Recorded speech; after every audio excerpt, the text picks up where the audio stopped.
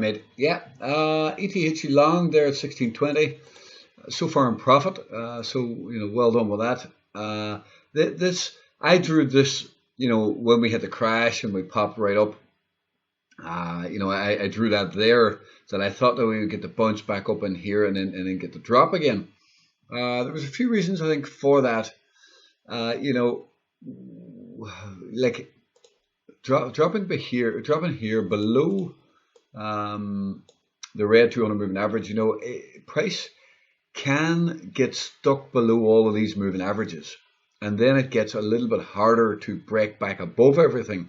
So in that sense, it means that, well, if this is a real downtrend here for the near term, then bounces up here would be shorts because we're going to get stuck below the moving averages.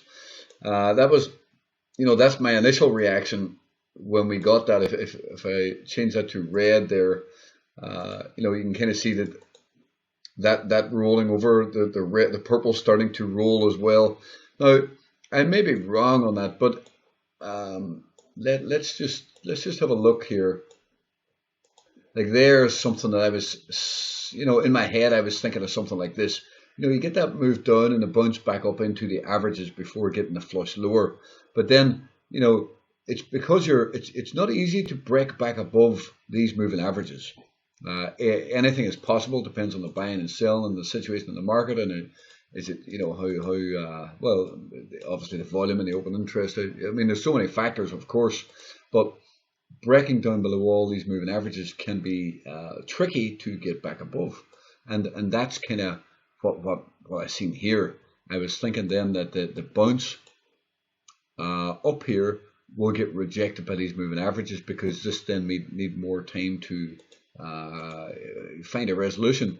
Now these dips, well, that's not below all moving averages. This dip is not below all moving averages. It's supported by the white 100 and the purple. This is flushed through everything, meaning that every single moving average is now above price. So that was kind of my thought process when I drew that little line at the very, very start days ago. Is this a daily? Yeah, this is a daily chart. So anyway, that was my initial thinking. But let's have a look through to see what can be going on here. Again, I think Ethereum, we're bearish here at this point in time.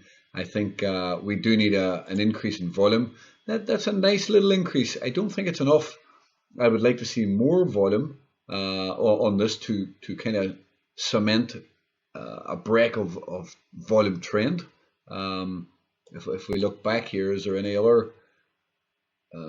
There's a bit of a downtrend there, but you can kind of see that there's a clear downtrend there, and yes, there is little breaks above it, but you can kind of see a clear break above there. Now that clear break above there did actually pump and then dump the price. There was both in there, but the increase in volume was a change in market structure really, and obviously that led to the upside.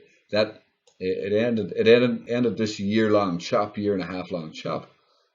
Now a little bit off topic on that, but if you look back here again, breaking below these moving averages, breaking below all moving averages can be tricky sometimes to get back above. See how long this grinded down underneath the moving average, and we just grinded lower. That's a 3-day chart, by the way, and that's why it took so long to bottom out. Because when you get stuck there, you need to safely get back above the averages, to start that uptrend again. And that's what this daily chart was kind of doing at the moment. If we had seen more volume here, I would have been more confident that the bottom was in, and potentially this could get back up here and get back up here and then work its way higher or something. But there's not much volume on this drop, and I think that's well, it's a little bit unfortunate, and it's potentially a sign that there's not enough washout on this move down yet.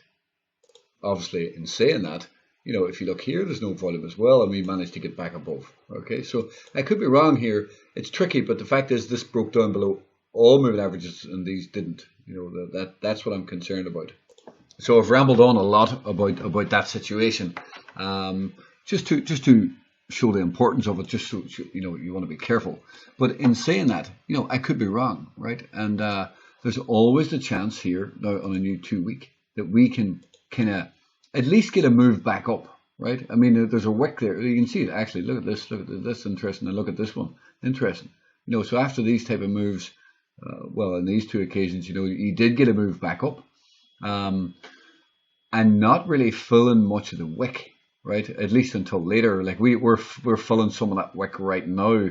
Last week, we filled some of this wick here, and obviously this wick later got filled. So, a new 2 weeks, 4 days away. There's also a possibility now that this can bounce up. And personally, I do think there's a bounce in this. I mean, I think the market is now getting overly bearish again a little bit. I think that we bounce up into this wick, into this at least the 50%, right? Somewhere in here, right? I think that's where we bounce to, about somewhere in there, and then we later roll over lower. I think there's upside in the market to up on 1760, 1761 area, right, as a guess, and then we make that next flush lower. That's what I think is happening. I think there's some strength in this move. I think we need to fill some of this, fill some of this candle. So, like, I am with you, and I also thought that the Bitcoin would bounce as well. There is a gap a little bit higher on Bitcoin that is probably likely to get filled, at least partially filled. We can look at that actually. Okay, so we can see the gap here on Bitcoin, and that is at 27,900. Well, in that ballpark, 27,800 we'll call it actually.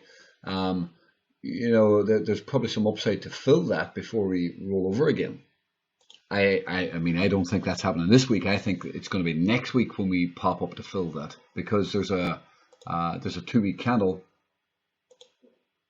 There's a 2 week candle here that we're likely to pop up into, into the well, we could even, they call it the 28,000 level. In around that 28,000, we could wick up into this 28,000 level before going lower.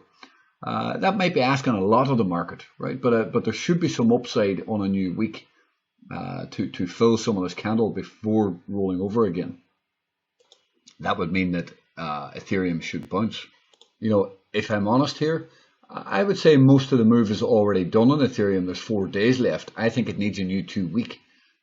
Because like here, yes, it did bounce the whole way up and create this small candle, small body, but it's unusual, right? It's not as often that you do that. You're more likely to have this large body here, right? It's a large red body. So I think the upside is limited here for the next 4 days. And maybe you want to take profit and trade the new 2 week. Now that's entirely up to yourself. I'm just saying, I don't really see a big move like this. I don't really. It's always possible, but I think most of the upside is probably done. Maybe a little bit more fraction up higher or whatever before a new week, and then the new 2 week candle. Then we can bounce higher again. That's the way I think it'll play out.